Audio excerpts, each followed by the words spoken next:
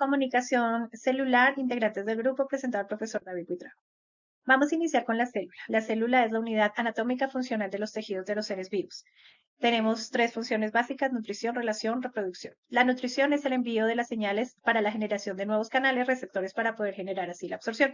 Proporciona nutrientes y la energía que son necesarios para las funciones básicas de la célula. Las células se obtienen nutrientes de su entorno, ya sea a través de la ingestión, absorción y a través de sus membranas: carbohidratos, proteínas, lípidos, vitaminas, minerales. La relación, como su nombre lo dice, es la que permite que se comuniquen y coordinen sus actividades. Las células pueden comunicarse de diferentes formas, como por ejemplo señales químicas y las eléctricas. La reproducción es el proceso por el cual las células se dividen y dan lugar a nuevas células.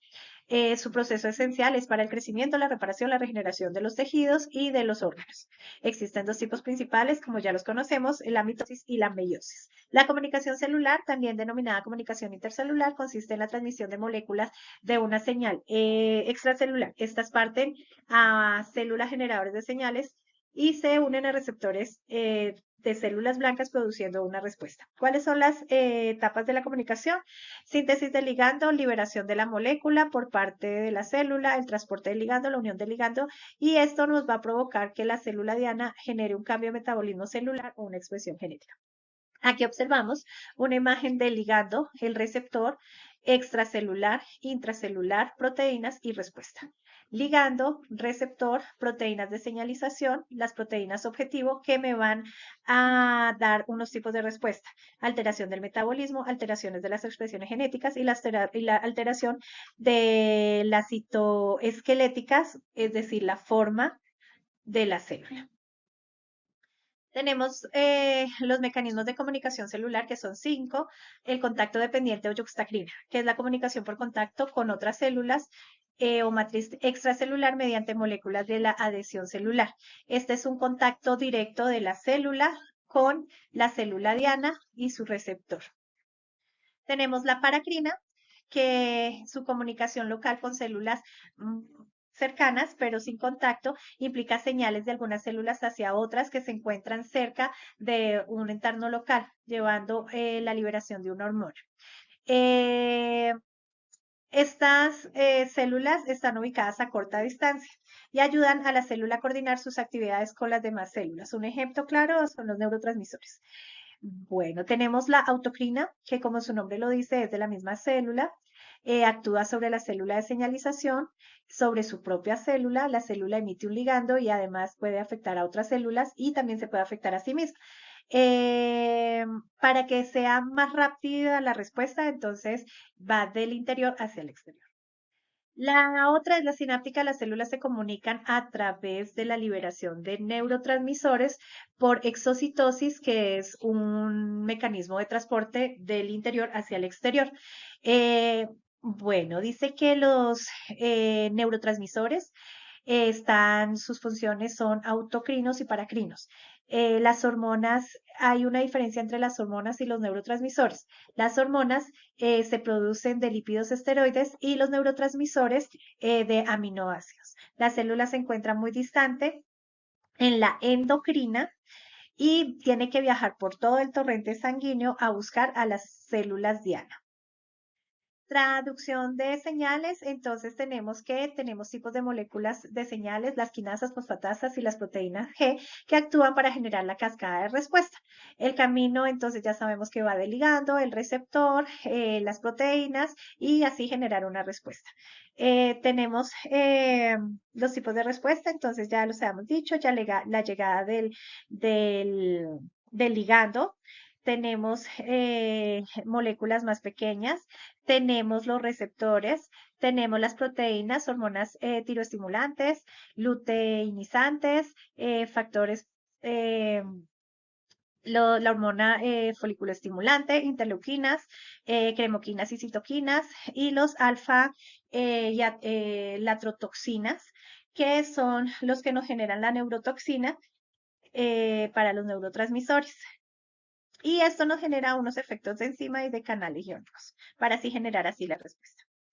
Las características de la transmisión: especificidad, amplificación, desensibilización, integración. Especificidad: el ligando se adhiere al receptor. La amplificación: el ligando llega al receptor y se va potenciando. La desensibilización o adaptación: la señal llega al receptor y el receptor emite una respuesta. Y la integración: los dos ligandos con los dos receptores pueden potenciarse para así generar una respuesta más rápida. Hola, yo soy Julieta Escobar y le voy a hablar sobre el potencial de acción. Los potenciales de acción son señales nerviosas. Las neuronas generan y conducen estas señales como parte de sus procesos fisiológicos con el objetivo de transmitirlas a sus tejidos dianos. Un potencial de acción se define como un cambio repentino, rápido, transitorio y que se propaga en el potencial de membrana en reposo. ¿Qué causa el potencial de acción? Un potencial de acción se genera cuando un estímulo cambia el potencial de membrana alcanzando o superando el umbral de excitación. En estos estímulos está el subumbral, que es el que está por debajo del umbral de excitación. Están los umbrales, que es el que está a nivel del umbral de excitación, y el supraumbral, que es el que está por encima del umbral de excitación. Los estímulos que están por debajo del umbral de excitación no pueden causar un potencial de acción. Los estímulos que están a nivel del umbral de excitación poseen la suficiente energía para provocar un potencial de acción, y los estímulos que están sobre el umbral de excitación también producen un potencial de acción, pero su potencia es mayor al umbral de excitación. La potencial de acción consta de tres fases, que son la despolarización, que es el potencial de excitación, abre los canales de sodio activados por el voltaje y estos producen un gran ingreso de iones de sodio. Está el sobreexcitación, que es cuando el interior de la célula se vuelve más y más electropositivo hasta que el potencial se acerca al equilibrio hidroquímico del sodio. Está el repolarización, cuyo propósito es restaurar el potencial de membrana en reposo. También hay un periodo refractario que se define como el lapso de tiempo posterior a la generación del potencial de acción, durante el cual la célula excitable no puede producir otro potencial de acción. Existen dos fases dentro de este periodo, que son periodo refractario absoluto, que es cuando el periodo refractario absoluto termina cuando la suficiente cantidad de canales de sodio se recuperan de su estado de inactividad. Y está el periodo refractario relativo, que es un lapso de tiempo durante el cual la generación de un nuevo potencial de acción es posible, pero solo en respuesta a un estímulo por encima del umbral. Los neurotransmisores son sustancias químicas creadas por el cuerpo que transmiten señales desde una neurona hasta la siguiente a través de puntos de contacto llamados sinapsis. Sus principales neurotransmisores son la serotonina, que es comúnmente conocida como la hormona de la felicidad, porque los niveles bajos de esta sustancia se asocian a la depresión y a la obsesión. Pertenece al grupo de las indolaminas. Esta desempeña distintas funciones dentro del organismo, entre los que destacan su papel fundamental en la digestión, el control de la temperatura corporal, su influencia en el deseo sexual o su papel en la regulación del ciclo, sueño y vigilia. La dopamina es otro de los neurotransmisores y es uno de los más conocidos porque está implicado en las conductas adictivas y es la causante de las sensaciones placenteras. Sin embargo, entre sus funciones también encontramos la coordinación de ciertos movimientos musculares, la regulación de la memoria, los procesos cognitivos asociados al aprendizaje y la toma de decisiones. Las endorfinas es otro de estos y es una droga natural que es liberada por nuestro cuerpo y que produce una sensación de placer y euforia. Entre sus funciones está promover la calma, mejorar el humor, reducir el dolor, retrasar el proceso de envejecimiento y potencian las funciones del sistema inmunitario. La adrenalina, que es un neurotransmisor que desencadena mecanismos de supervivencia, pues se asocia a las situaciones en las que tenemos que estar alertas y activados porque nos permite reaccionar en situaciones de estrés. La noradrenalina está implicada en distintas funciones del cerebro y se relaciona con la motivación, la ira o el placer sexual. El desajuste de este neurotransmisor se asocia con la depresión y la ansiedad. El glutamato, que es el principal mediador de la información sensorial, motora, cognitiva y emocional. GABA, que actúa como un mensajero inhibidor, por lo que frena la acción de los neurotransmisores excitatorios. La acetilcolina participa en la estimulación de los músculos, en el paso de sueño a vigilia y en los procesos de memoria y asociación. Los neurotransmisores se clasifican en aminas, aminoácidos, purinas, gases, péptidos y ésteres. Los neurotransmisores tienen los efectos que tienen porque nuestro organismo ha evolucionado para hacer de este intercambio de sustancias algo que nos ayuda a sobrevivir, al permitir la coordinación de diferentes células y órganos del cuerpo. El equilibrio que se mantiene en el funcionamiento de nuestro cerebro es algo muy frágil y los neurotransmisores no aprenden a adaptar su influencia en nosotros para cumplir con la que se supone que sería su función, ya que de eso debemos encargarnos nosotros mismos.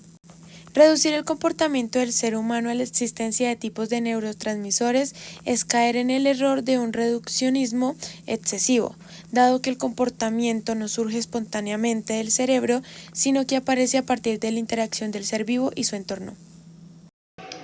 El estudio del comportamiento y sus fundamentos biológicos ha sido una preocupación desde los tiempos de René Descartes, quien separó los procesos físicos de los espirituales, estableciendo una dicotomía entre mente y cerebro. Aunque esta visión dualista ha influido en los comportamientos del humano, también ha sido un punto de partida para investigar los mecanismos biológicos subyacentes. La comprensión del cerebro y su relación con el comportamiento ha evolucionado significativamente desde las primeras teorías dualistas de Descartes. Hoy la psicobiología moderna utiliza técnicas científicas para explorar los complejos mecanismos biológicos que subyacen al comportamiento humano, reflejando una búsqueda continua y sofisticada del conocimiento. Objetivo del estudio: comprender los mecanismos cerebrales subyacentes al comportamiento, describir disciplinas científicas que ayudan a entender el comportamiento normal y alterado, revisión patologías y mecanismos neurobiológicos. Técnicas de investigación en psicobiología. Se describen diversas técnicas utilizadas para estudiar el sistema nervioso y su relación con la conducta. Lesiones irreversibles y reversibles, empleadas para estudiar los efectos de daños cerebrales localizados. Estimulación intracerebral, para obtener los efectos conductuales de la excitación inducida en áreas específicas del cerebro. Psicofarmacología, uso de psicofármacos para estudiar los efectos de sustancias psicoactivas en el comportamiento. Modelo de animales con mutaciones genéticas, como los animales Cognocut, que carecen de proteínas específicas para estudiar las funciones cerebrales. Neuroimagen. Incluyen técnicas como resonancia magnética y tomografía por emisión de positrones para visualizar la actividad cerebral. Técnicas de estudio molecular, como la inmunocitoquímica para detectar moléculas. Área de la psicobiología: se enumeran y describen varias áreas de la psicobiología, cada una en su enfoque y metodología particular. Psicofarmacología, estudio de cómo las sustancias químicas afectan el comportamiento. Psicología fisiológica, análisis de los mecanismos fisiológicos que subyacen en la conducta. Psicoendocrinología, estudio de las interacciones entre el sistema endocrino y el comportamiento. Psicobiología del desarrollo, investigación cómo el sistema nervioso y la conducta se desarrollan a lo largo del tiempo. Neuropsicología, estudio de cómo las estructuras y funciones cerebrales se relacionan con el comportamiento y los procesos mentales. Esto concluye que el comportamiento y las funciones cerebrales están gobernadas por complejos mecanismos biológicos, muchos de los cuales aún no se han dilucidado completamente. Psicofarmacología. La psicofarmacología estudia cómo los fármacos afectan el cerebro y el comportamiento.